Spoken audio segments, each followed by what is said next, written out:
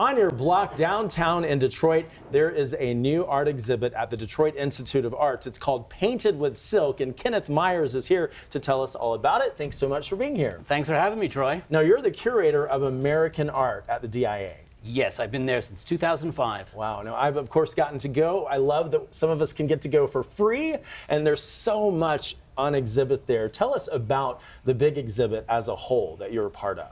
This is an exhibit that deals with needlework that girls did as students between 1735 and 1835, and it's fascinating. I think we're all shocked at how beautiful these things are and the fact that they were made by such young women. Many of them were made by girls only 8 or 9 or 10 years old. This goes back so far, and you guys have so much really old, historic art. Oh, the collection is fabulous, and we have great things. This show is interesting for us because we don't have much of this material in the collection, and it's been lent by private collectors, many of whom live in Detroit, Metro Detroit. Okay, now explain to us what this is, these silks. What exactly are they, and how were they used originally?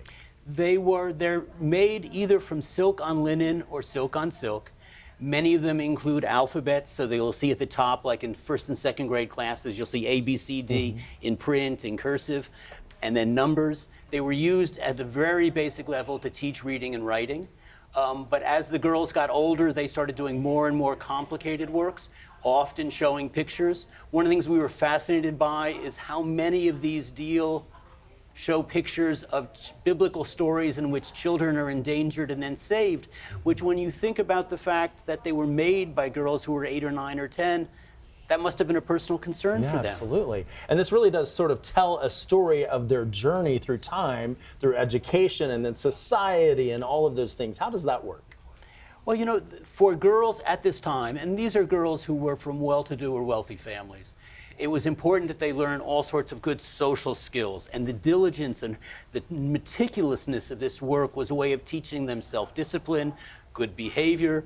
Often while they were embroidering, the teacher or one of the adults in the room would be reading literature or reading from the Bible, and these pieces were a way of both teaching diligence but also a way of teaching moral lessons. So what do you think we can take away from this if we come to visit? I mean, you have so many wonderful things to see there, but if we go to this exhibit, what can we get from it? What you'll get is a couple things. One is these are beautiful works. Because they're made of silk and because we've installed them on a very rich blue wall, they shimmer. They shimmer a lot now, but when you think back to what it would have been like to see these in 1800, when lighting was by candlelight, they really would have just glowed, and they still do. More than that, I think we'll get a sense of impressiveness of what these girls were able to accomplish at such a young age. It really takes us way back in time to sort of understand what they experienced, and then to think that they actually made this art with candlelight. I often think we don't think of that, you know what I mean? We don't think of how hard this must have been way back then. And one example of how hard it was is that they survived.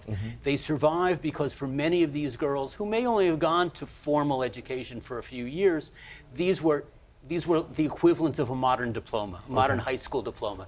So the parents would often frame them. They'd be installed in the best room of the parents' house. They got passed on by generations. So an amazing number of these survived. And they survived because they were so important. And how did you get to curate this? How did this all come about? That's a great story. When I first moved to town, I needed to find a dentist. I found a dentist, and he turned out to be a major collector of this material. And he became a very close friend. He and his wife are very involved at the museum. And I came up with the idea of doing a show based on their work. I shared it with our director. He said, this is fascinating, but instead of doing a one-gallery show, which is what I originally suggested, he said, why don't you make it bigger?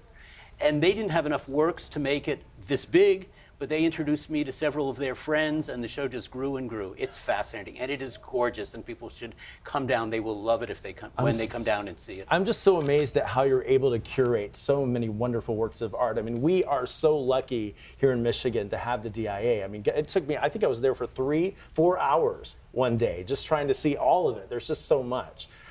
It's an incredibly rich resource. In my field, it's one of the 3 or 4 best collections of American art anywhere in the world. So much history. All right, well, thank you. How can people get there? Tell us how long it lasts and all of that, all the details. We opened the show in December because that's one of our busiest months. It's open for 6 months, which is unusual for us. Attendance has been great. The original visitor responses that we get are as enthusiastic about the show as I've been. It's really, the intended audience was people who could fall in love with how beautiful this material is, but we also designed it so that parents or grandparents or teachers coming through with children, elementary school children or middle school children or high school children, would find a very rich experience. And also, I think some Detroiters may not realize that they can get in for free. Tell us again about that. Yes. Because of the support we get from the community, admission is free to anyone who shows identification from Macomb, Wayne, or Oakland counties. And I actually went even before I got my official ID, my official driver's license. I just showed some information that was mailed to my address. That's all I had to do is bring all you have to do, some show mail something. in, and that proves that you are a resident. Thank you so much. And you can join the museum, which is only $50 a year to be a member, and we encourage everyone to join. Then you get on our mailing list. I love it. You have so much great art. Thank you so much, Kenneth. Thank you, Troy. For being here from the DIA.